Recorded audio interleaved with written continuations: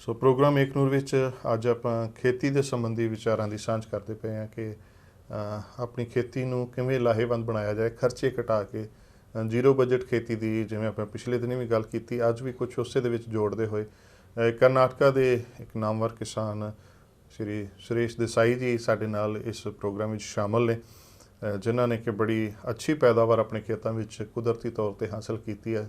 ਕੁਦਰਤੀ खेती करते हुए बिना कोई पेस्टिसाइड या इंसैक्टीसाइड या वीडीसाइड वरते 130 टन गन्ना अपने खेत च पैदा कर चुके हैं, जो अपने आप एक मील पत्थर बन चुका है। सो तरीका जिहड़ा साडे कोल जो कुछ है उस दी सुचज्जी वरतों करने की जिहड़ी जाच ये सानू सिखा रहे हैं।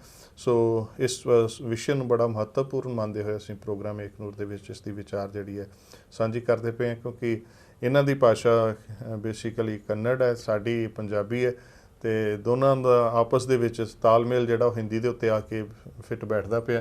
ये कोशिश करके अपना हिंदी दे विच साडे नाल गल्लां करदे पे ने, चाहे तो कन्नड़ च ज़्यादा जिहड़ी इन्हां दी मुहारत है, असीं भी फिर इन्हां दे उस विच सहयोग करते हुए इन्हां तो ज्ञान हासिल करने लई हिंदी का इस्तेमाल जिहड़ा अज दे एपीसोड च कर रहे हैं। उम्मीद करते हैं कि तुसीं सानूं इस विच जरूर सहयोग दोगे। सो देसाई साहब, जैसे हमने अभी आपसे जाना है कि एक ही खेत में कैसे अलग अलग फसलें बोनी हैं, जैसे गन्ना कुछ लंबी अवधि की फसलें लगा लो, कुछ छोटी की, कुछ उससे छोटी की। बिल्कुल, इससे क्या होगा जी? गन्ना ये दीर्घकालीन फसल है, करीबन 12, 15, 14 महीने का फसल है। इतने तक हमें रहने की कोई ज़रूरत नहीं, लेकिन बड़े फैसले पे गन्ना बो दिया तो गन्ना तो अपने आप होने वाला है, कोशिश करने की ज़रूरत नहीं। लेकिन इससे पहले हमें जो पैसा चाहिए, मिट्टी की उर्वरकता में बढ़ना चाहिए और वाटर मैनेजमेंट, ये बहुत पंजाब के बारे में विशेष रूप से ये बड़े महत्वपूर्ण बात यह है, यहाँ पानी का दुरुपयोग ज़्यादा हो रहा है, ये मूल समस्या का कारण है। तो इससे समस्या से हमें छुटकारा मिलना चाहिए, तो ये बात समझ में लेना चाहिए। पानी ज़्यादा दे रहे हैं, वो मुफ्त में है, इससे मिट्टी अंदरूनी भाग में कॉम्पैक्ट हो रहा है, जो अवेलेबल न्यूट्रिएंट्स है वो ज़्यादा पानी के कारण से और मिट्टी सख्त होने से फसल को उपलब्ध नहीं होने के लिए वो बैक्टीरिया भी नहीं है। ये सारा मामला हम किसान को समझा रहे हैं, प्रैक्टिकली हम जा रहे हैं, क्योंकि यहाँ काम करने के लिए मैं खेती विरासत मिशन के साथ हर साल आ रहा हूँ। किसान भी हमें सपोर्ट कर रहे हैं, क्योंकि उसको पता है यही अच्छा रास्ता है जी। बिल्कुल, किसान इस गल नूं हुण सहमत हो चुका कि चंगी पैदावार अपने वास्ते भी करिए तो जिहड़ी बाजार च वेचणी वो भी चंगी है, एक हैल्दी जिहड़ी है सही होए, जिहदे च जहरा ना होण, किसी का नुकसान ना होए। सो ये गल हुण पंजाब का किसान समझ चुका है। पर इहदे विच हुण जिहड़ी एक घुंडी कह लईए, जे आपां पंजाबी च भी, मसला की है, कित्थे साडी घुंडी फसी हुई है, साडी पैदावार क्यों नहीं वधदी पई, इन्ना कुछ असीं करदे भी पे हैं। सो मैं इस सवाल का जवाब असीं देसाई साहब को लेने। देसाई जी, जैसे कहाँ पे कमी रह गई है, हमारी पैदावार क्यों बढ़ नहीं रही, उसको सही करने के लिए अभी क्या हमें करना पड़ेगा? सबसे पहले मिश्र फसल की पद्धति अपनाना चाहिए। इसमें मिश्र पीक पद्धति में अल्प, मध्यम, दीर्घकाल के फसलें लगाने चाहिए जी, क्योंकि अपनी जो ज़रूरतें हैं वो भी ऐसी है, अल्पकाल की सब्जी, मध्यम काल के दाने और दीर्घकालीन पैसा जी, इसका कॉम्बिनेशन हो तो रोशनी, हवा और नमी जी, और मिट्टी में जो बैक्टीरिया है उसका एक्टिवनेस वो बढ़ जाए तो बिल्कुल आसानी की खेती है। सो ये बिल्कुल आपां जिहड़ियां चीज़ां जिहड़ियां सानूं कुदरती तौर ते उपलब्ध ने, उन्हां दी वरतों अपने ही खेत की जिहड़ी रहंद खूंद है। एक गल जिहड़ी ये होर बड़ी अहम है कि जिहड़ी फसल मान लो छोटी अवधि की फसल है, जदों उहनूं कट लैने जां उहदे चों आपां अनाज कट लिया जां जो भी उहदी पैदावार कढ लई, उदों बाद जिहड़ा बायोमास है, जिहड़ा उहदी रहंद खूंद है, उहनूं उत्थे ਜ਼ਮੀਨ ਦੇ ਵਿੱਚ ही ਉਹਨੂੰ ਬਰੀ ਕਰ ਦੇਣਾ, ਉਹਨੂੰ ਉੱਥੇ ਦਬਾ ਦੇਣਾ ਹੈ, ਤਾਂ ਕਿ ਉਹ ਜਿਹੜੇ ਬੈਕਟੀਰੀਆ ਉਹਨਾਂ ਦੇ ਵਾਸਤੇ ਉਹ ਖੁਰਾਕ ਬਣ ਜਾਏ। ਇਹ ਇੱਕ ਬਹੁਤ ਅਹਿਮ ਨੁਕਤਾ ਹੈ, ਕਿਉਂਕਿ ਜਦ ਤੱਕ ਬੈਕਟੀਰੀਆ ਉਹ ਜਿਹੜੇ ਨੇ ਉਹ ਉਹਨਾਂ ਨੂੰ ਖੁਰਾਕ ਨਹੀਂ ਮਿਲੇਗੀ, ਉਹਨਾਂ ਨੂੰ ਵਾਤਾਵਰਨ ਨਹੀਂ ਮਿਲੇਗਾ, ਤੇ ਫਿਰ ਸਾਡੀ ਜ਼ਮੀਨ ਚਾਹੇ ਜਿੰਨੀ ਵੀ ਤਾਕਤਵਰ ਹੈ, ਉਹ ਜਿਹੜੇ ਮਾਈਕਰੋ ਨਿਊਟ੍ਰੀਐਂਟਸ ਜਿਹੜੇ ਉੱਤੇ ਜ਼ਮੀਨ ਦੇ ਵਿੱਚ ਪਏ, ਜਿਹੜੇ ਪੌਦਿਆਂ ਨੂੰ ਚਾਹੀਦੇ ਨੇ, ਉਹਨਾਂ ਤੱਕ ਪਹੁੰਚਾਉਣ ਵਾਲਾ ਜਿਹੜਾ ਬੈਕਟੀਰੀਆ ਹੈ, ਜੇ ਉਹੀ ਮਰ ਗਿਆ, ਜੋ ਹੁਣ ਮੌਜੂਦਾ ਤੌਰ ਤੇ ਹਾलत है, तो फिर ਕੀ करेगा, पैदावार कितना बढ़ सकती है। सो इसके बारे में हम चाहेंगे कि आप हमें थोड़ा एक्सप्लेन करें कि उन बैक्टीरिया को क्या चाहिए, कैसी खुराक चाहिए, ताकि हम उनको अच्छा बना सके, जो हमारी पैदावार को बढ़ाने में सहायक होंगे। वो जैसे मनुष्य को षडरस आहार यानी खट्टा, मीठा, तेल वाला, ऐसे सारे चीज़ें जो इनके राइस प्लेट में होते हैं, इसके सिवा मजा नहीं। बिल्कुल मिट्टी में जो बैक्टीरिया है और फसल भी है खेती में, वो दोनों को ऐसे अलग अलग टेस्ट वाले बायोमास मिल गया तो फसल के ऊपर कोई भी डिफिशेंसी नहीं दिखा देती। पहली बात, डिफिशेंसी नहीं तो कोई कीट रोग बाधा नहीं, एक बात। और ये डिफिशेंसी क्यों हो रही है, इसका मूल कारण है वो जड़ में जो पानी भरा हुआ है, मिट्टी में जो बैक्टीरिया मर चुके हैं, इस दोनों को ऊर्जा मिलना चाहिए। इसके लिए सबसे पहले पानी कम करना और मिश्र पीक पद्धति अपनाना जी, इसमें ये तकनीक है। सो ये पानी ਦੀ ਘੱਟ ਵਰਤੋਂ, ਸੁਚੱਜੀ ਵਰਤੋਂ ਪਾਣੀ ਦੀ ਕਰਨੀ, ਤੇ ਨਾਲ ਜਿਹੜੇ ਬੈਕਟੀਰੀਆ ਹੈ ਉਹਨਾਂ ਨੂੰ ਬਾਇਓਮਾਸ। ਦੇਸਾਈ ਸਾਹਿਬ ਦਾ ਇੱਕ ਕਹਿਣਾ ਹੈ ਕਿ ਪੌਦੇ ਦੀ ਜਿਹੜੀ ਪੈਦਾਵਾਰ ਹੈ ਉਹਦੇ ਤੇ ਕਿਸਾਨ ਦਾ ਹੱਕ ਹੈ, ਪਰ ਜਿਹੜਾ ਉਹਦੀ ਰਹਿੰਦ ਖੂੰਹਦ ਆ ਪੌਦੇ ਦੀ, ਉਹਦੇ ਤੇ ਉਹਦੀ ਜ਼ਮੀਨ ਦਾ ਹੱਕ ਹੈ, ਉਹਦੇ ਉੱਦਾਂ ਬੈਕਟੀਰੀਆ ਦਾ ਹੱਕ ਹੈ। ਉਹ ਜਿਹੜੀ ਬਾਇਓਮਾਸ ਹੈ, ਖਾਸ ਤੌਰ ਤੇ ਸਾਡੇ ਪੰਜਾਬ ਦੇ ਵਿੱਚ ਇੱਕ ਬੜੀ ਵੱਡੀ ਜਿਹੜੀ ਪ੍ਰੋਬਲਮ ਹੈ ਕਿ ਅਸੀਂ ਰਹਿੰਦ ਖੂੰਹਦ ਜਿਹੜੀ ਹੈ ਉਹਨੂੰ ਜਾਂ ਸਾੜ ਦਿੰਦੇ ਜਾਂ ਚੁੱਕ ਕੇ ਬਾਹਰ ਸੁੱਟ ਦਿੰਦੇ, ਜਾਂ ਜ਼ਿਆਦਾਤਰ ਤਾਂ ਸਾੜਨ ਦਾ ਜਿਹੜਾ ਸਾਡਾ ਅੱਗ ਲਾਉਣ ਦਾ ਕਨਸੈਪਟ ਚੱਲਦਾ ਆ ਰਿਹਾ, ਮੈਨੂੰ ਲੱਗਦਾ ਉਹਦਾ ਬਹੁਤ ਵੱਡਾ ਨੁਕਸਾਨ। इसके बारे में आप क्या कहेंगे, जो हमारे पंजाब में किसान जो है वो जला देते हैं, जैसे जो रहंद खूंद है उसका? बहुत विशेष विचार होना चाहिए। मिट्टी मजबूत है, लेकिन वो ज़्यादा मजबूत होने के लिए, उपज ज़्यादा होने के लिए मिट्टी में जो बैक्टीरिया होते हैं, अपने फसल के साथ जो बायोमास मिलता है, अनाज तो हम खाएंगे बेचेंगे, लेकिन बायोमास अपना जो पंजाबी किसान एक मैचिस के साथ वो जला रहा है, यानी वो अपने शरीर को आग लगा रहा है। इतना गंभीर विचार है वो। तो इससे बचना है तो ये बायोमास अपने मिट्टी में कहीं विशेष ढंग से, बहुत बड़ी बात नहीं, लेकिन विशेष ढंग से वो मिट्टी में मिल जाए तो आसानी से बड़ी खेती हो सकती है। और कोई भी रासायनिक खाद दवा का बिल्कुल उपयोग नहीं होना चाहिए, क्योंकि वो बैक्टीरिया मर रहे हैं, ज़रूरत भी नहीं है, ये कारण है। इसमें एक और बात आती है, जैसे क्योंकि जैसे अगर फसल तगड़ी होगी तो कुदरती है उससे बीमारी कम लगेगी, बिल्कुल। तो लेकिन जो खरपतवार जो नदीन उसमें उग पड़ते हैं, उसको कैसे मैनेज किया जाए कि जो वो हमारी फसल को नुकसान ना पहुंचाए, वो भी एक अहम काम है। बिल्कुल बिल्कुल। नदीन के तरफ देखने के दो विचार है। एक तो बचपन में फसल को थोड़ा नुकसान करने का संभव है, लेकिन उसको हम पहले कैसे कंट्रोल कर रहे हैं, सीधा रास्ता है। एक तरफ फसल के गेहूं हो, धान हो, गन्ना हो, इसकी पनीरी बनाते रहो 1 से 1.5 महीने तक। दरमियान अपनी खेती के ऊपर जो मिश्र हरी खाद है उसको भी बुआई करो, और एक तरफ पनीरी तैयार होती रहेगी, उसी समय अपनी खेती में हरी खाद और खरपतवार, नदीन, ये दोनों उगाते रहे और 1 या 1.5 महीने के बाद दोनों को मिट्टी में मिलवा दे। ये जरूरी बात ये है। नदीन और हरी खाद वो दोनों मिट्टी में मिलने के बाद दूसरी जो नदीन निकालने की समस्या बिल्कुल खत्म होगी। बिल्कुल ਜਿਹੜੇ ਬੀ ਨਦੀਨਾਂ ਦੇ ਜ਼ਮੀਨ 'ਚ ਪਏ ਹੁੰਦੇ ਨੇ ਉਹ ਹਰੀ ਖਾਦ ਜਦੋਂ ਆਪਣੀ ਉਗਣੀ ਹੈ ਉਹਦੇ ਨਾਲ ਹੀ ਫਿਰ ਉਹਨੂੰ ਵਾਹ ਦਿਓ ਵਿੱਚੇ। ਇਸ ਤੋਂ ਪਹਿਲਾਂ ਕਿ ਉਹਨੂੰ ਅਗਲੇ ਬੀ ਉਹਨੂੰ ਬੂਰ ਪੈ ਜਾਏ ਉਸ ਤੋਂ ਪਹਿਲਾਂ ਉਹਨੂੰ ਵਾਹ ਦਿਓ। ਤੇ ਕੁਦਰਤੀ ਹੈ ਕਿ ਉਹ ਦੁਬਾਰਾ ਜਿਹੜੇ ਜਦੋਂ ਆਪਾਂ ਅਸਲੀ ਫਸਲ ਉੱਥੇ ਬੀਜਣੀ ਹੈ ਤੇ ਉਸ ਵੇਲੇ ਸਾਨੂੰ ਫਿਰ ਉਹ ਪ੍ਰੋਬਲਮ ਜਿਹੜੀ ਸਾਡੇ ਸਾਹਮਣੇ ਨਹੀਂ ਆਏਗੀ। ਨਦੀਨਾਂ ਦੀ ਪ੍ਰੋਬਲਮ ਜਿਹੜੀ ਕਾਫੀ ਹੱਦ ਤੱਕ ਇਸ ਤਰੀਕੇ ਦੇ ਨਾਲ ਹੱਲ ਹੋ ਜਾਏਗੀ ਤੇ ਨਾਲੇ ਹੀ बायोमास ਜਿਹੜਾ ਸਾਡੀ ਜ਼ਮੀਨ ਦਾ ਉਹ ਵਧੀਆ ਹੋ जाएगा। सो इसमें इससे आगे चलते जैसे आपने डायरेक्शन बता दी शुगर केन लगाने की जी 9 फीट की दूरी पे हमने लगाया, उसके बीच में कोई छोटी अवधि की कोई ज़्यादा छोटी अवधि की ऐसे ऐसे फसलें लगा दी जी।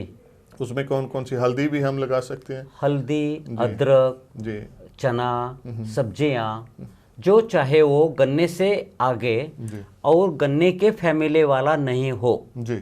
जवार और मेज ये गन्ने के फैमिली वाले फसल है तो गन्ने के साथ इसको मत लगाओ। बाजरा और मक्का और जवार लगाना है तो इनके साथ द्विदल धान्य लगाओ। गन्ने के साथ इनकी फैमिली के फसल मत लगाओ जी। ये सरल विचार है, बिल्कुल सौखा जिहा फार्मूला उन्होंने दस दिता कि एक फैमिली ਦੀਆਂ ਜਿਹੜੀਆਂ ਇੱਕੋ ਤਰ੍ਹਾਂ ਦੀਆਂ ਜਿਹੜੀਆਂ ਫਸਲਾਂ ਨੇ ਉਹ ਇਕੱਠੀਆਂ ਨਾ ਕਰੋ। ਉਹਨਾਂ ਦੇ ਵਿੱਚ ਇੱਕ ਤਾਂ ਉਹਨਾਂ ਦੀ ਟਾਈਮ ਜਿਹੜਾ ਕੋਈ 2 ਮਹੀਨੇ ਦੀ ਫਸਲ ਲਗਾਓ, ਕੋਈ 4 ਦੀ, ਕੋਈ 6 ਦੀ। ਇੱਕ ਤਾਂ ਸਾਨੂੰ ਹੌਲੀ ਹੌਲੀ ਪੈਸਾ ਆਉਂਦਾ ਰਹੇਗਾ। ਇਹ ਵੀ ਇੱਕ ਬੜੀ ਸੋਹਣੀ ਤਕਨੀਕ ਹੈ ਕਿਉਂਕਿ ਆਮ ਕਿਸਾਨ ਜਿਹੜਾ ਸਾਡਾ ਮਜਬੂਰਨ ਉਹ ਮਤਲਬ ਝੋਨਾ ਜਦੋਂ ਮੰਡੀ ਸੁੱਟਿਆ ਜਾਂ ਕਣਕ ਜਦੋਂ ਸੁੱਟੀ ਉਦੋਂ ਹੀ ਪੈਸੇ ਦੀ ਉਡੀਕ ਕਰਦਾ ਰਹਿੰਦਾ, ਬਾਕੀ 6 ਮਹੀਨੇ ਬੜੀ ਤੰਗੀ ਦੇ ਵਿੱਚ ਕਈ ਵਾਰੀ ਝਾਕਣਾ ਪੈਂਦਾ। ਇੱਕ ਤਾਂ ਇਹਦੇ ਨਾਲ ਹੌਲੀ ਹੌਲੀ ਪੈਸਾ ਆਉਂਦਾ ਰਹੇਗਾ ਕਿ 2 ਮਹੀਨੇ ਬਾਅਦ ਪੈਸੇ ਆ ਗਏ, ਫਿਰ ਮਹੀਨੇ ਬਾਅਦ ਅਗਲੀ ਫਸਲ ਆ ਗਈ, ਉਸ ਤੋਂ 2 ਮਹੀਨੇ ਬਾਅਦ ਅਗਲੀ ਆ ਗਈ। ਸੋ ਇੱਕ ਰੋਟੇਸ਼ਨ ਚੱਲਦੀ ਰਹੇਗੀ, ਪੈਸੇ ਦਾ ਆਉਣਾ ਜਾਣਾ ਲੱਗਿਆ ਰਹੇਗਾ ਤੇ ਇੱਕ ਜਦੋਂ ਕਿਸਾਨ ਨੂੰ ਕੁਝ ਮਿਲੇਗਾ ਉਹਦੇ ਵਿੱਚੋਂ ਪੈਦਾਵਾਰ ਹੋਏਗੀ, ਜਲਦੀ ਆਪਾਂ ਉਸ ਜ਼ਮੀਨ ਦੇ ਵਿੱਚੋਂ ਜ਼ਿਆਦਾ ਕੁਝ ਕੱਢ ਸਕਾਂਗੇ ਤੇ ਇਸ ਢੰਗ ਦੇ ਨਾਲ ਬਹੁਤ ਫਾਇਦਾ ਆਪਾਂ ਲੈ ਸਕਦੇ। सो इसमें ये फसलें हमने बोली तो जो हमने पानी देना है हाँ। वो अभी 4 तरह की फसलें हमने बोई हैं तो पानी किस फसल के हिसाब से देंगे या इसका कैसे मतलब पानी को कैसे चैनलाइज करेंगे? हाँ ये भी सरल विचार है क्योंकि जो शॉलो रूटेड क्रॉप्स है ज़्यादा गहरा नहीं जाने वाले उसको पानी हवा दोनों की ज़्यादा ज़रूरत है, उसको पानी दे दो और इनके नाले बहुत उथले होने दो। साथ में जो गन्ने का नाला रहेगा वो गहरा रहेगा क्योंकि वहाँ जो डीप रूटेड गन्ना जैसा फसल है तो इसको पानी मत दे दो। ये शॉलो रूटेड क्रॉप को पानी दे दो। इसका जो ज़्यादा पानी रहेगा होगा वो नेचुरली ड्रेन होकर वो अंदरूनी भाग में जो डीप रूटेड क्रॉप है गन्ना जैसा वो पिएगा, यानी पूरा आखिर मिट्टी खाली होगी, ऑक्सीजन घुसेगा, फसल तगड़े बनेगे जी। सो बड़ा सोहना तरीका कि ਜਿਹੜੀਆਂ ਛੋਟੀਆਂ ਜੜਾਂ ਵਾਲੀਆਂ ਜਿਹੜੀਆਂ ਫਸਲਾਂ ਨੇ ਜਿਨ੍ਹਾਂ ਨੂੰ ਆਪਾਂ ਬੈੱਡ ਦੇ ਉੱਤੇ ਲਾਇਆ ਉਹਨਾਂ ਦੇ ਲਾਗੇ ਛੋਟੀਆਂ ਬਹੁਤੀ ਡੂੰਘੀਆਂ ਨਾ ਹੋਣ ਖਾਲੀਆਂ ਜਿਹੜੀਆਂ ਛੋਟੀਆਂ ਆਪਾਂ ਉਹਦੇ ਪਾਣੀ ਵਾਸਤੇ ਰੱਖਦੇ ਆ ਉਹਨਾਂ ਨੂੰ ਜਦੋਂ ਪਾਣੀ ਲਾਵਾਂਗੇ ਪਾਣੀ ਸਿਰਫ ਉਹਨਾਂ ਨੂੰ ਲਾਓ, ਗੰਨੇ ਨੂੰ ਆਪਣੇ ਆਪ ਹੌਲੀ ਹੌਲੀ ਪਾਣੀ ਜਿਹੜਾ ਬਾਅਦ ਦੇ ਵਿੱਚ ਪਹੁੰਚ ਜਾਣਾ। ਸੋ ਪਾਣੀ ਦੀ ਸਹੀ ਵਰਤੋਂ ਜਿਹੜੀ ਆ ਉਹ ਬੜੀ ਜ਼ਰੂਰੀ ਹੈ। ਇਹਦੇ ਨਾਲ ਆਕਸੀਜਨ ਵੀ ਮਿਲੇਗੀ ਜੜ੍ਹਾਂ ਨੂੰ, ਸਾਰਾ ਕੁਝ ਜੋ ਉਹਨਾਂ ਦਾ ਸਾਹ ਲੈਣਾ ਕਿਉਂਕਿ ਜੇ ਆਪਾਂ ਪਾਣੀ 'ਚ ਹੀ ਡੋਬ ਦੇਵਾਂਗੇ ਤਾਂ ਫਿਰ ਉਹ ਸਾਹ ਕਿੱਥੋਂ, ਉਹਨੂੰ ਆਕਸੀਜਨ ਕਿੱਥੋਂ ਮਿਲੇਗੀ। ਸੋ ਇਹ ਸਾਰੀਆਂ ਗੱਲਾਂ ਤਕਨੀਕੀ ਨੇ ਪਰ ਇਹਨਾਂ ਨੂੰ ਕਿਸਾਨੀ ਦੇ ਨਜ਼ਰੀਏ ਤੋਂ ਸਾਡੇ ਨਾਲ ਬਹੁਤ ਸੋਹਣੀ ਢੰਗ ਦੇ ਨਾਲ ਵਿਚਾਰ ਕਰਦੇ ਪਏ ਨੇ। ਸੋ ਦਸਾਈ जी ऐसे ही हमने ये करना शुरू कर दिया और क्या मतलब उसको गन्ने की फसल को जैसे हम उस पर मेन हमारा ध्यान गन्ने की तरफ है कि कैसे हम 400 से ऊपर जाना है, 400 क्विंटल से हमने 1300 क्विंटल तक जाना है तो उसको और क्या किया जाए जिससे अच्छी पैदावार हो? नहीं बिल्कुल अभी जो तकनीक बताया मैंने सन हार्वेस्टिंग जी, जो रोशनी हर रोज गिर रही है अपने पंजाब में जी, लेकिन इसका इस्तेमाल नहीं हो रहा। इसका एक सरल विज्ञान ये है एक गन्ना हर रोज 4 ग्राम शक्कर पैदा करता है बचपन के बाद। जी। और वो कितने दिन होते हैं? 300 दिन। एक साल का फसल यानी 365 दिन का फसल होता है। इसमें से 60 दिन पहले वो बचपन के होते हैं, इसके बाद वो धीरे धीरे शक्कर बनाना चालू करता है। तो मान लो, नहीं समझो, वो हर रोज 4 ग्राम शक्कर बनाता है। इसमें से 1 ग्राम शक्कर अपने खुद के लिए हर रोज इस्तेमाल करता है, और इसका जो पोरी है, इंटरनोड है, इसमें एक गोडाउन है, इसमें वो हर रोज 3 ग्राम शक्कर 300 दिन के लिए स्टॉक करता है। हाँ, तो 300 दिन और 3 ग्राम शक्कर वो स्टॉक में, तो 900 ग्राम हो गया जी। पूरा 12 महीने में। सिर्फ शक्कर नहीं, वो शक्कर वाला जूस है। धरती पर जैसा 3 गुना पानी, 1 गुना मिट्टी, ये जो प्रमाण है, बिल्कुल वही प्रमाण हर एक सजीव में रहता है जी। वही टेक्निक। तो 900 ग्राम शक्कर, तो इसमें पानी मिला दो जी। 3 गुना, 2700 जी। ग्राम प्लस 900 ग्राम्स, जी। जी। यानी हर एक गन्ना 3 किलो 600 ग्राम होने का नहीं कुदरती विचार है। वो सिर्फ हमें अपनाना चाहिए। जी। इसी ढंग से वो अनुभव है। जी। जी। सो ये एक बड़ा मतलब करीब 3.5 किलो के करीब एक गन्ना जड़ा वो ਵਧੇਗਾ। फिर भी 1 एकड़ के ऊपर 40 से 50 हजार मिलेबल केन देने की मिट्टी की क्षमता है। जी। 40 से 50। हाँ, और ऐसे ढंग से हो 9 फुट दूर और बीच में इंटरक्रॉप, मिट्टी की उर्वरकता बढ़ गई, कम पानी का इस्तेमाल भी हो गया। जी। सनलाइट का ज्यादा इस्तेमाल होने से मोर फोटोसिंथेसिस मोर यील्ड। जी। जी। सरल विज्ञान है। और जो 40 से 50 हजार इस ढंग से 1 एकड़ के ऊपर अगस्त सितंबर के साथ, ये भी बहुत महत्वपूर्ण है। अप्रैल मई का गन्ना ऐसा नहीं होगा। जी। होने वाला है वो अगस्त सितंबर नवंबर वाला। तो इस दरमियान गन्ने की बुआई करो। अंतर्वर्ती फसल में आप गेहूं के साथ भी चलो, हरी खाद के साथ भी चलो, लेकिन आखिर 12 या 14 महीने के बाद ऐसे लॉन्ग ड्यूरेशन वाले जो गन्ने हैं, जी। जी। वो हर गन्ना 3 किलो का जरूर बनेगा। जी। सो ये इस ढंग ਦੇ ਨਾਲ ਕਿਉਂਕਿ ਦੂਰੀ ਜਿਹੜੀ ਬਣਾਈ ਰੱਖਣੀ, ਬਕਾਇਦਾ ਹਰ ਗੰਨੇ ਨੂੰ ਪੂਰੀ ਧੁੱਪ ਮਿਲੇਗੀ, ਪੂਰੀ ਰੋਸ਼ਨੀ ਮਿਲੇਗੀ। ਬਾਕੀ ਤਾਂ ਸਾਰਾ ਕੁਝ ਉਹਨੇ ਵਾਤਾਵਰਣ ਤੋਂ ਲੈਣਾ। ਜਿੱਦਾਂ शुरू च कार्बोहाइड्रेट्स के बारे इन्होंने देसाई साहब ने साढ़े नाल विचार साझी की थी।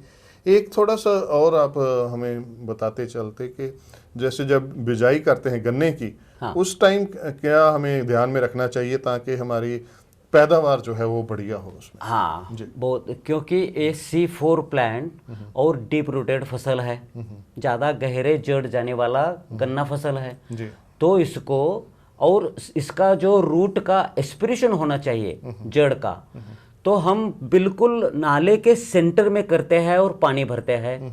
अरे जड़ कहाँ कैसा काम करेगा? जी। तो इनके लिए मैं क्या करता हूँ, साइड में बोता हूँ कोई भी फसल। जी।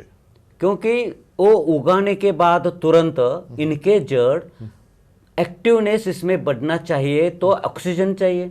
बिना ऑक्सीजन काम का नहीं है। जी। तो साइड में बो जाए तो ऑटोमेटिक वो सफ़ेद जड़ की निर्मित भी होगी और ऑक्सीजन ज़्यादा लेगा, और इसका जो उपज है वो जोर से बनेगा। जी। ये इसमें टेक्निक है। जी। मतलब इसको बेड बनाना है इसका, जो रिज है, रिज के ऊपर ही साइड में इसको उगाना है?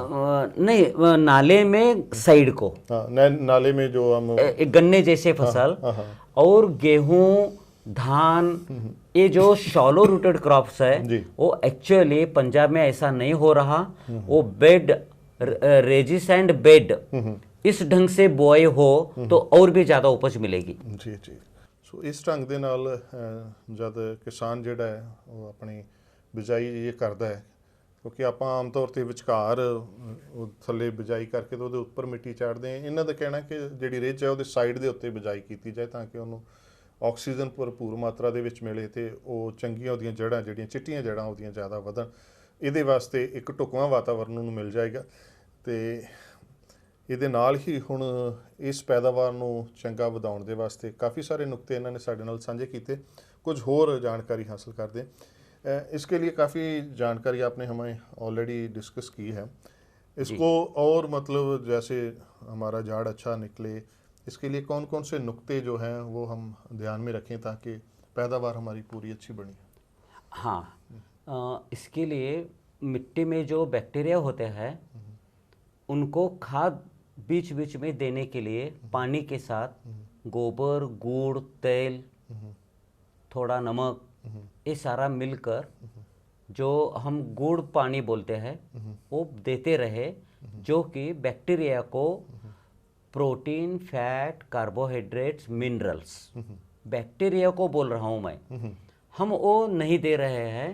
सिर्फ प्रोटीन, फैट, कार्बोहाइड्रेट्स का विचार आदमी के लिए हो रहा है, बैक्टीरिया को और फसल को भी होना चाहिए। वो नाम मात्र देते रहे तो बैक्टीरिया बड़े पैमाने से पैदा होंगे, मिट्टी खुशहाली होगी। तो ये कैसे देना है, जैसे इसकी कैसे मिक्सचर बनाएंगे, जब पानी देना है उसमें कितना रखें, 1 एकड़ के लिए कितना बनाएं उसको जो है 1 एकड़ के लिए सामान्य रूप से 10 से 15 किलो गाय का गोबर, इसमें 2 किलो ऑर्गेनिक जौगरी, ऑर्गेनिक जौगरी यानी कुदरती ढंग से बना हुआ शक्कर या गुड़, ठीक है, ये भी मिलावट करो। 200 ml खाने का तेल यानी एडिबल ऑयल जी, और नमक 1 किलो, बाजरे का आटा 1 किलो, बेसन भी 1 किलो। जैसे मनुष्य को जैसे protein, fat, carbohydrates, minerals and medicine चाहिए, वही विचार लो कॉस्ट में सरल रूप से मिट्टी को साल में 2 या 3 बार हरी खाद के साथ देने से कोई भी ये नहीं है, उपजवार ज़्यादा है, फसल तगड़ा होता है, कीट रोग बाधा होती भी नहीं। ਇਹ ਸਰਲ ਬਿਲਕੁਲ। ਸੋ ਇਹ ਇੱਕ ਬੜਾ ਸੌਖਾ ਜਿਹਾ ਤਰੀਕਾ ਇਹਨਾਂ ਨੇ ਦੱਸਿਆ। ਇਹ ਸਾਰੀਆਂ ਚੀਜ਼ਾਂ ਨੂੰ ਮਿਕਸ ਕਰਕੇ ਤੇ ਜਦੋਂ ਆਪਾਂ ਪਾਣੀ ਲਗਾਉਂਦੇ ਆ ਉੱਥੇ ਉਹਦੇ ਜਿਹੜਾ ਚਬੱਚਾ ਜਾਂ ਉਹਦੇ ਉੱਤੇ ਆਪਾਂ ਰੱਖ ਦਈਏ, ਜਾਂ ਜੇ ਆਪਣਾ ਹੋਰ ਕੋਈ ਸਿਸਟਮ ਹੈ ਮਤਲਬ ਜਿਹਦੇ ਢੰਗ ਦੇ ਨਾਲ ਵੀ ਸਾਡਾ ਪਾਣੀ ਖੇਤ ਨੂੰ ਜਾਣਾ ਹੈ, ਉਸ ਨੱਕੇ ਦੇ ਉੱਤੇ ਆਪਾਂ ਰੱਖ ਕੇ ਹੌਲੀ ਹੌਲੀ ਉਹ ਤੁਬਕੇ ਤੇ ਤੁਬਕਾ ਚੁੰਦਾ, ਹੌਲੀ ਹੌਲੀ ਉਹ ਸਾਰੇ ਖੇਤ ਦੇ ਵਿੱਚ ਉਹ ਪਾਣੀ ਪਹੁੰਚ ਜਾਂਦਾ। ਸੋ ਇਹ ਬੈਕਟੀਰੀਆ ਨੂੰ ਜਿਹੜੇ ਸਾਡੇ ਖੇਤ ਦੇ ਵਿੱਚ ਜਿਨ੍ਹਾਂ ਨੇ ਸਾਡੀ ਪੈਦਾਵਾਰ ਵਧਾਉਣੀ ਹੈ ਉਹਨਾਂ ਚੀਜ਼ਾਂ ਦੇ ਵਾਸਤੇ ਇਹ ਖੁਰਾਕ ਦਾ ਤੌਰ ਤੇ ਕੰਮ ਆਏਗੀ। ਸਾਡੀ ਫਸਲ ਦੀ ਖੁਰਾਕ ਆਪਾਂ ਇਹਨੂੰ ਕਹਿ ਸਕਦੇ ਹਾਂ ਕਿ ਫਸਲ ਨੂੰ ਵੀ ਚੰਗੀ ਖੁਰਾਕ ਜਿਹੜੀ ਦਿੱਤੀ ਜਾਏ ਤੇ ਇਹਦੇ ਨਾਲ ਜਿਹੜੀ ਪੈਦਾਵਾਰ ਹੈ ਉਹ ਵਧੇਗੀ। ਤੇ एक इसमें जो टाइम होता है बिजाई करने का या दूसरा, क्योंकि काटना तो उसी समय पड़ेगा जब मिल वाले बोलेंगे कि आप ले आओ, हाँ, लेकिन बोना जो है वो तो किसान के हाथ में होता है। तो बिल्कुल उसे कैसे फिक्स करें? बहुत महत्वपूर्ण बात है। बिजाई कब होनी चाहिए? सामान्य रूप से अपने भारत में 3 सीजन होते हैं, जिसको हम बारिश, दूसरी होती है सर्दी की, तीसरी होती है धूप वाली। 2 सीजन जहाँ आपस में जुड़ते हैं, यानी बारिश खत्म होगी और सर्दी चालू होने वाली है, उसी समय बुआई होनी चाहिए। इसमें जो एनर्जी है जी वो बहुत बेहतरीन है, लेकिन किसान अपनी मर्जी से काम कर रहा है, ये गलत है। ਸੋ ਬਿਲਕੁਲ ਇਹ ਜਿਹੜਾ ਟਾਈਮ ਇਸ ਸਮੇਂ ਤਾਂ ਜਿਹੜਾ ਟਾਈਮ ਚੱਲ ਰਿਹਾ ਜਾਂ ਉਹਦੇ ਕੁਝ ਮਹੀਨੇ ਦੇ ਵਿੱਚ ਜੇਕਰ ਇਹ ਬਿਜਾਈ ਹੋਏ, ਪਰ ਹੁਣ ਇੱਥੇ ਸਾਡੇ ਸਿਸਟਮ ਜਿਵੇਂ ਦਾ ਬਣਿਆ ਹੋਇਆ ਉਹਦੇ ਵਿੱਚ ਆਉਂਦੇ ਸਮੇਂ 'ਚ ਜੇ ਪਲੈਨਿੰਗ ਦੇ ਵਿੱਚ ਇਹ ਚੀਜ਼ ਆ ਜਾਏ ਤਾਂ ਫਿਰ ਹੋ ਸਕਦਾ, ਕਿਉਂਕਿ ਅੱਜ ਕੱਲ੍ਹ ਤਾਂ ਸਾਡੇ ਜ਼ਿਆਦਾਤਰ ਝੋਨਾ ਲੱਗਾ ਹੋਇਆ ਜਾਂ ਬਾਸਮਤੀ ਚੱਲਦੀ ਪਈ ਹੈ ਉਹਦੇ ਵਿੱਚ। ਪਰ ਇਹ ਹੈ ਕਿ ਇਹ ਟੈਕਨੀਕਾਂ ਜੇ ਅਸੀਂ ਸੋਚਾਂਗੇ ਤਾਂ ਆਉਂਦੇ ਸਮੇਂ ਦੇ ਵਿੱਚ ਜਦੋਂ ਅਸੀਂ ਬਿਜਾਈ ਕਰਨੀ ਹੈ ਤਾਂ ਉਹਦੇ ਵਿੱਚ ਅਸੀਂ ਇਹਨੂੰ ਲਿਆ ਕੇ ਤੇ ਇਹ ਫਾਇਦਾ ਚੁੱਕ ਸਕਦੇ ਹਾਂ। ਜ਼ਰੂਰ आखिर में आप थोड़े से समय में ये बता सकते हैं कि अगर किसान ने एक्सपेरिमेंट के तौर पे करना है, क्योंकि पहले तो वो तजुर्बा लेना चाहिए किसी भी काम का, बिल्कुल। तो वो कितनी जगह से ये शुरू करे? हाँ, कम से कम 2 कैनाल 4 कैनाल के ऊपर शुरुआत करें, इसके निरीक्षण करो और बिल्कुल समय के मुताबिक पहले इसी के ऊपर एक्सपीरियंस करो। विश्वास होने के बाद ये तो बिल्कुल कुदरती ढंग से ज़्यादा उपज लेने का सरल तंत्रज्ञान है, लेकिन विश्वास नहीं है। तो एक बार करते रहो तो बड़े खेत पर कैसा करना अपने आप रास्ता मिल जाएगा। सबसे पहले इस तंत्र के ऊपर विश्वास होना है। तो 2-4 कैनाल के ऊपर हर किसान अपने ढंग से, अपने विचार से, और ये विज्ञान जो है वो सोच कर समझ कर किया तो भविष्य में पंजाब में बहुत पैदावार, बिना खाद वाला साफ और शुद्ध उपज मिलेगा। हम अपना परिसर भी शुद्ध होगा, मिट्टी की उर्वरकता बढ़ती रहेगी। कम पानी में ज़्यादा फसल लेते हुए और शुद्ध आहार खाते हुए बाद में जो सरप्लस होगा वो बाहर जरूर बड़े रेट से हम बिल्कुल जरूर बेचेंगे।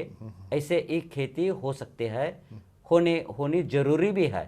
बिल्कुल उन्होंने अपने बड़ी कोशिश की हिंदी ਦੇ ਵਿੱਚ ਸੱਜੇ ਢੰਗ ਨਾਲ ਸਾਨੂੰ ਸਮਝਾਉਣ ਦੀ। ਪਾਣੀ ਵੀ ਬਚੇਗਾ, ਚੰਗੀ ਪੈਦਾਵਾਰ ਵੀ ਹੋਏਗੀ ਤੇ ਸਾਡੀ ਜ਼ਮੀਨ ਵੀ ਤਗੜੀ ਹੋ ਜਾਏਗੀ। ਪੈਦਾਵਾਰ ਵੀ ਚੰਗੀ ਹੋਏਗੀ ਤੇ ਚੰਗੀ ਪੈਦਾਵਾਰ ਨੂੰ ਅੱਜ ਕੱਲ ਆਰਗੈਨਿਕ ਫੂਡ ਨੂੰ ਬਹੁਤ ਚੰਗੇ ਰੇਟਾਂ ਦੇ ਉੱਤੇ ਜਿਹੜੇ ਖਰੀਦਣ ਵਾਲੇ ਲੋਕ ਨੇ ਉਹ ਬੈਠੇ ਹੋਏ ਨੇ। ਸੋ ਇਸ ਢੰਗ ਦੇ ਨਾਲ ਅਸੀਂ ਇਸ ਦਾ ਮੁਨਾਫਾ ਵੀ ਕਮਾ ਸਕਦੇ ਹਾਂ, ਵੱਧ ਮੁਨਾਫਾ, ਤੇ ਨਾਲੇ ਜ਼ਹਿਰਾਂ ਤੋਂ ਖੁਦ ਬਚਾਂਗੇ, ਨਾਲੇ ਦੁਨੀਆ ਨੂੰ ਬਚਾਵਾਂਗੇ।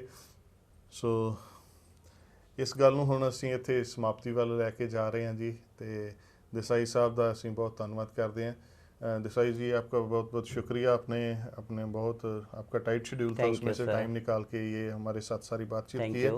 सो ਆਪਾਂ ਉਮੀਦ ਕਰਦੇ ਹਾਂ ਕਿ ਇਹਨਾਂ ਦੇ ਤਜਰਬਿਆਂ ਤੋਂ ਪੰਜਾਬ ਦੇ ਕਿਸਾਨ ਜ਼ਰੂਰ ਫਾਇਦਾ ਉਠਾਉਣਗੇ। ਸਾਡੀ ਜ਼ਮੀਨ ਤਾਂ ਵੈਸੇ ਹੀ ਬਹੁਤ ਤਗੜੀ ਹੈ, ਪਰ ਉਹਦੇ ਵਿੱਚ ਜਿਹੜੀਆਂ ਕਮੀਆਂ ਪੇਸ਼ੀਆਂ ਸਾਡੇ ਥੋੜ੍ਹੀਆਂ ਜਿਹੀਆਂ, ਇਹ ਸਾਡੇ ਧਿਆਨ ਵਿੱਚ ਜਿਹੜੀਆਂ ਗੱਲਾਂ ਨਹੀਂ ਸੀ ਆਈਆਂ ਉਹ ਹੁਣ ਕਿਸਾਨਾਂ ਦੇ ਧਿਆਨ ਵਿੱਚ ਆਉਣਗੀਆਂ। ਅਤੇ ਉਮੀਦ ਕਰਦੇ ਹਾਂ ਉਹਦੇ ਸਮੇਂ ਦੇ ਵਿੱਚ ਪੰਜਾਬ ਦੀ ਕਿਸਾਨੀ ਜ਼ਹਿਰਾਂ ਤੋਂ ਮੁਕਤ ਹੋਏਗੀ, ਸਾਡਾ ਕੁਦਰਤ ਦੇ ਨਾਲ ਜਿਹੜਾ ਪਿਆਰ ਆ ਹੋਰ ਵਧੇਗਾ, ਅਤੇ ਅਸੀਂ ਆਪਣੀ ਆਉਣ ਵਾਲੀਆਂ ਪੀੜ੍ਹੀਆਂ ਨੂੰ ਚੰਗੀ ਖੁਰਾਕ ਦੇ ਕੇ, ਚੰਗਾ ਵਾਤਾਵਰਨ ਦੇ ਕੇ सुरखरू होवांगे। सो आपसे इजाज़त लेते होते आपका धन्यवाद करते हैं जी। वाहिगुरू जी का खालसा, वाहिगुरू जी की फतेह।